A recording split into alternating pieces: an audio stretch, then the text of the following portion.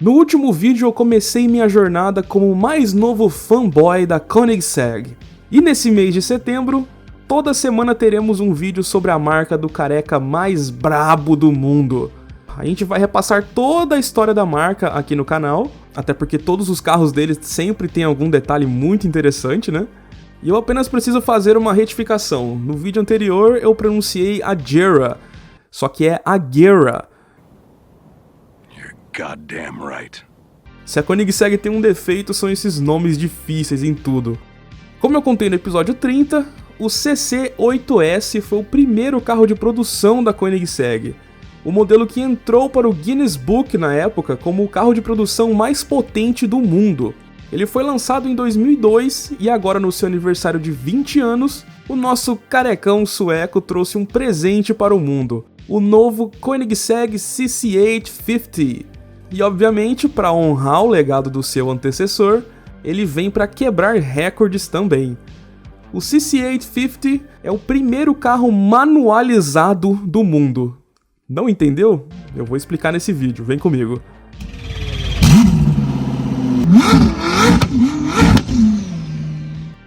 De certa forma, dá para dizer que ainda é cedo para o CC8S ganhar uma releitura.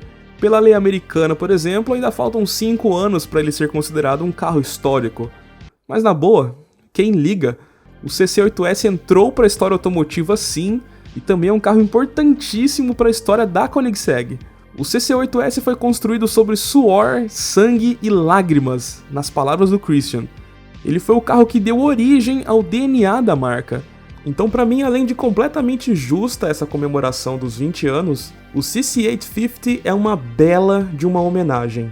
Antes de eu comentar sobre o motor e o tão falado câmbio manual, eu quero começar pelo design.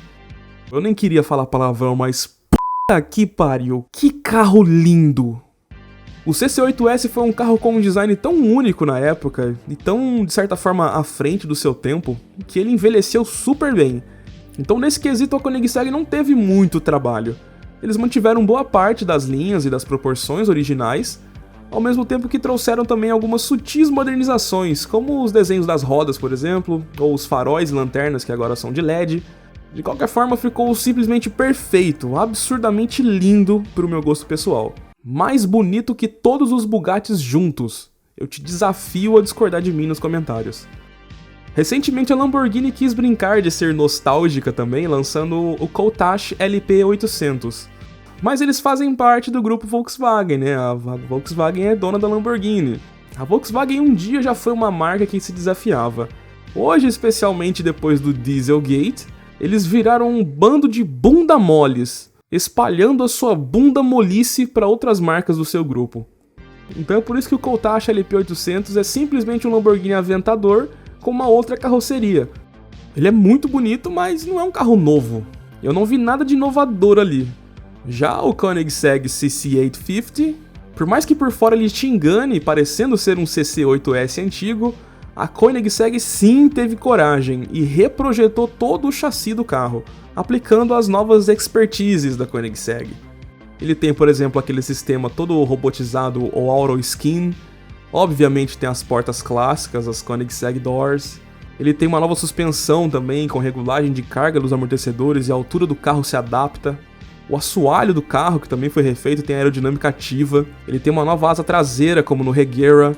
Enfim, fica aqui a aula, Lamborghini. É assim que se faz algo verdadeiramente especial. Entendeu, mano?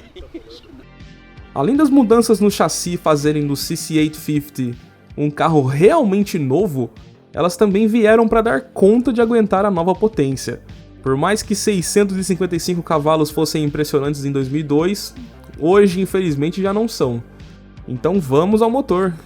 O sucessor do CC8S ainda tem um V8, mas agora é o 5.0 biturbo.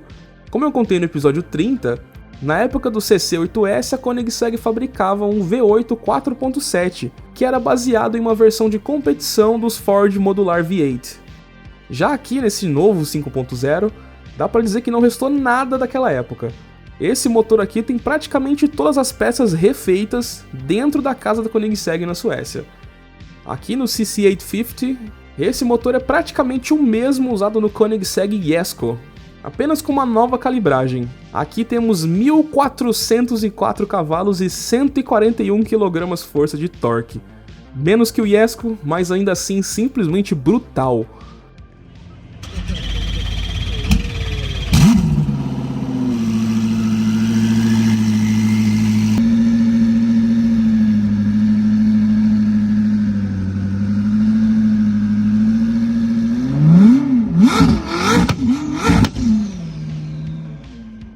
E aqui temos um detalhe interessante, um jogo de números do jeito que o nosso carecão sueco gosta.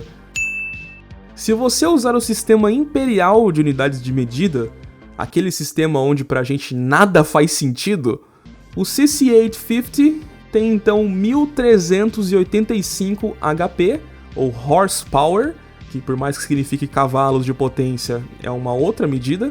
Ele tem também o que seria 1385 Nm de torque, e ele pesa 1.385 quilos. Nós, os carecas e calvos, somos os gênios do marketing, cara. Porque agora o CC850 torna-se o segundo carro da Koenigsegg a ter uma relação peso-potência de 1:1. Calma, gente, o Koenigsegg 1-to-1 vai vir pro canal, calma. Essa potência do CC850, de 1.385 HP ou 1.404 cavalos, ela vem somente se o carro for abastecido com o etanol E85.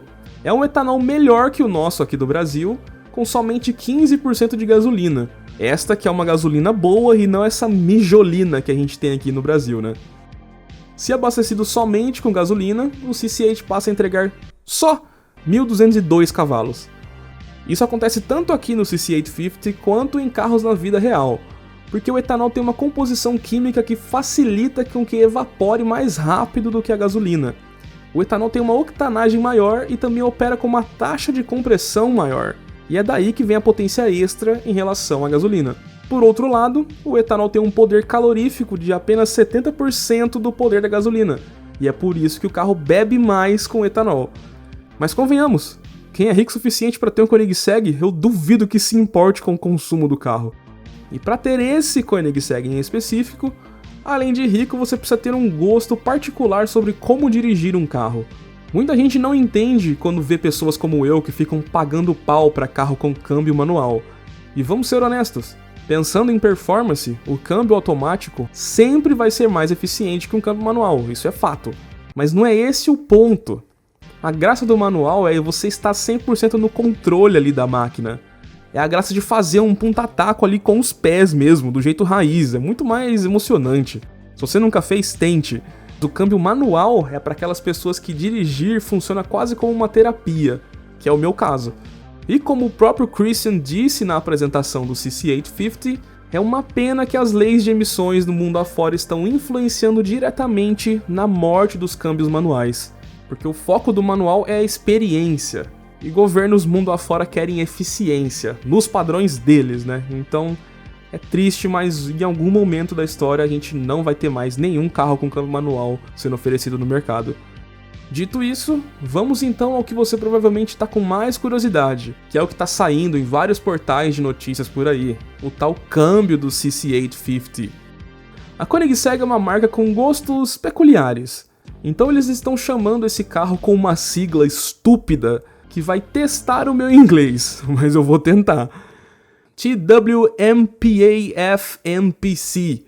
Caralho, eu consegui falar de primeira, não acredito. Sigla essa que significa em inglês The World's Most Powerful and Fastest Manual Production Car. Tell the to suck and f*** itself. Esse cara mandou me f***, velho. Fuck o eu, caralho. Fuck tu, fuck o eu, fuck o toda. Fuck o Em português, numa tradução livre, seria o carro de produção com câmbio manual mais potente e rápido do mundo. Ai, carecão, pra que fazer isso, cara? Pra que uma sigla dessa? Assim como o motor, esse câmbio que colocaram no CC850 é o mesmo Lightspeed Transmission, vindo diretamente do Koenigsegg Jesko. Esse câmbio é simplesmente uma obra-prima da engenharia.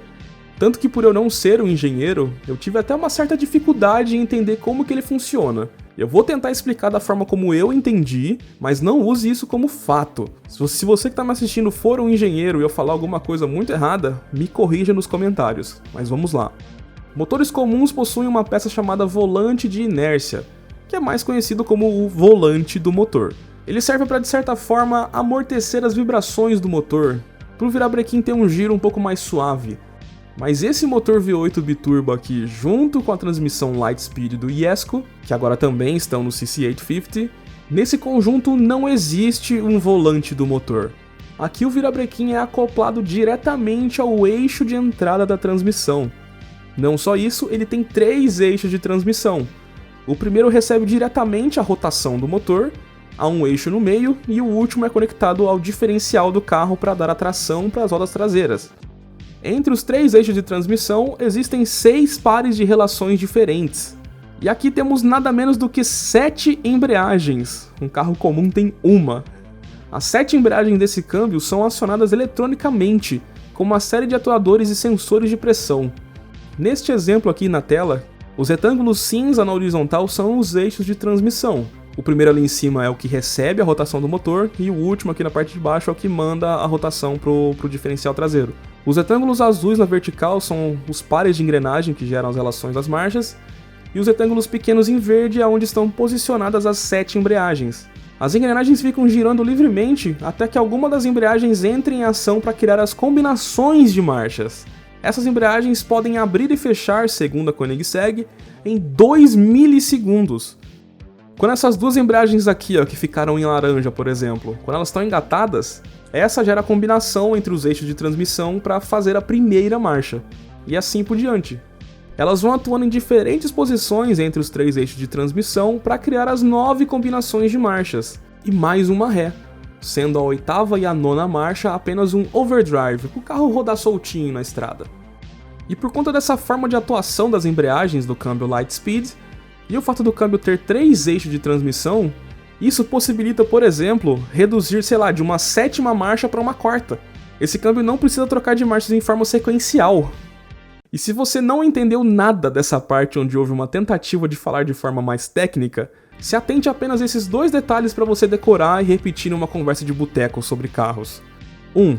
A Lightspeed Transmission, a LST, ela tem esse nome com referência à velocidade da luz, porque ela consegue trocar de marchas em menos de 30 milissegundos.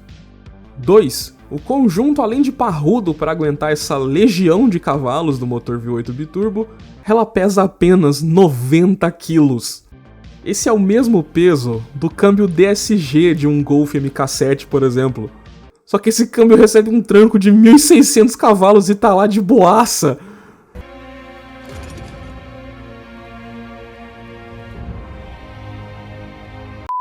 Não, agora essa parte é maravilhosa. Tecnicamente, como esse câmbio Lightspeed no Jesko, as embreagens têm atuadores eletrônicos, dá pra dizer que se trata de um câmbio automatizado. Essa seria a definição. Mas para o CC850, a Koenigsegg basicamente criou o trambulador mais caro do mundo. Eles deram o nome de Koenigsegg Engage Shift System. E por mais que eles trouxeram o câmbio Lightspeed do Jesko aqui para o CC850, ainda assim as 7 embreagens são operadas por software. E é por isso que foi possível criar esse sistema onde há um pedal de embreagem eletrônico, fazendo do CC850 o primeiro carro manualizado da história automotiva. Que viagem é essa, véi? Depois que surgiu a injeção eletrônica, praticamente todos os carros têm o pedal de acelerador eletrônico. Carros antigos, quando você pisava no acelerador, literalmente ele puxava um cabo. E o acelerador eletrônico não, ele manda um sinal, ele manda um input para a central eletrônica. É a mesma lógica aqui nesse pedal de embreagem eletrônico do CC850. Quando você pisa no pedal da embreagem e troca ali do neutro para a primeira marcha, por exemplo, por mais que segundo o Christian você receba um feedback ali, né, de que você está engatando a marcha, não está de verdade engatando. Os seus movimentos ali no pedal e na alavanca mandam um sinal para os sensores e atuadores que eles fazem o trabalho. Mas ao mesmo tempo, como o nosso carecão disse, você tem de fato o controle desses inputs. Tanto que se você soltar o pedal da embreagem rápido demais, o CC850 de fato morre, como num carro manual padrão. Então, de novo, eu acredito que esse meu entendimento está correto, Mas de qualquer forma, o carecão Von Koenigsegg no lançamento mundial do CC850 chamou ele de manualizado, então eu vou chamar também, porque eu sou fanboy. E eu achei maravilhosa essa expressão, manualizado. Das 9 combinações de marchas possíveis no câmbio Lightspeed, apenas 6 estão disponíveis para essas trocas manuais. Até porque senão seria que nem no Velozes e Furiosos, né? Um trambulador com 9 posições de marcha, isso é ridículo. Então ficou uma grelha ali com 6 marchas ali bonitinha, do jeito que tem que ser mesmo. Mas além da ré, ele também tem a alavanca no modo D, que aí é onde você passa o controle dos inputs para o software e eles operam de fato as 9 marchas normalmente. E se você considerar um câmbio manualizado na mesma categoria de carros com câmbio manual, o novo CC850 se torna o carro manual mais potente do mundo. E possivelmente o mais rápido do mundo também, se algum milionário louco quiser testar. Ou quem sabe até o próprio Christian leve o CC850 para Nürburgring só para esfregar na cara da Bugatti. O fato do CC850 poder ser operado manualmente, ter 1385 HP e ter tração traseira é simplesmente um tapa na cara das concorrentes no mundo dos supercarros. Nós que amamos carros manuais precisamos agradecer a Koenigsegg só por ter se dado ao trabalho de criar o CC850. Mesmo que a gente nunca chegue perto de pilotar um, vamos apenas relaxar e saber que sim, é possível existir um carro manual e automático ao mesmo tempo. Serão produzidas 50 unidades dessa obra-prima da Koenigsegg, e esse é o motivo do nome CC8 em relação ao modelo original e o 50 pela quantidade de unidades fabricadas. Mas também é em comemoração aos 50 anos do carecão. Todas as unidades foram vendidas tão rápido que a Koenigsegg já anunciou que vai produzir mais 20 extras. A esse ponto também já devem ter sido vendidas. O preço não foi confirmado, mas falam algo em torno de 3,7 milhões de dólares de preço inicial. É uma pena os carros da Koenigsegg serem muito caros. É justificável porque eles usam fibra de carbono em absolutamente tudo. Eu até vi em algum lugar que eles não tem botão de plástico no painel, são todos de alumínio. É bizarro, eles gastam caminhões de dinheiro fabricando essas máquinas. Então tudo bem eles ser caros, porque eles são uma das poucas marcas de supercarros que estão sempre inovando. Sempre criando tecnologias disruptivas como esse câmbio, o Lightspeed, ou por exemplo o sistema sem comando de válvulas do motor da Koenigsegg Gemera. Todo o desenvolvimento no mundo dos carros leva tempo. Tudo sempre começa caro e inacessível, até que o nosso delicioso capitalismo gradativamente torna as coisas mais baratas. Então quem sabe, sei lá, daqui 50 anos, essas tecnologias que a Koenigsegg desenvolve hoje se tornem mais acessíveis no mercado de carros comuns. Henry Ford nunca imaginaria que algo como um Koenigsegg seria possível. Ou então compara um Model T com um Mustang. É só dar tempo ao desenvolvimento e não custa sonhar. Quem sabe a gente tenha um dia de fato um carro barato com câmbio manual e automático ao mesmo tempo. Só sei que o mundo precisa de mais carecas corajosos comandando empresas como a Koenigsegg. No episódio 30 eu comecei a nossa saga contando a história dos carros da Koenigsegg e eu queimei largada porque teve esse lançamento aqui. Mas na semana que vem eu volto na linha do tempo correta e vamos falar de todas as versões do Koenigsegg Agera e também como foram os capítulos seguintes na rivalidade com a Bugatti buscando ser o carro mais rápido do mundo. Por hoje é isso. Se você gostou desse vídeo e se você conseguiu entender como funciona esse câmbio do CC850, eu peço que você se inscreva aqui no canal, considere se tornar membro caso você tenha condições, e se você quiser interagir com outros fãs do canal e até quem sabe comigo mesmo quando eu consigo aparecer por lá, entra no nosso server no Discord do canal, o link tá aqui na descrição. De resto é isso, vou ficando por aqui, na voz Kelvin Farias do canal Autotelling. Muito obrigado e até o próximo vídeo.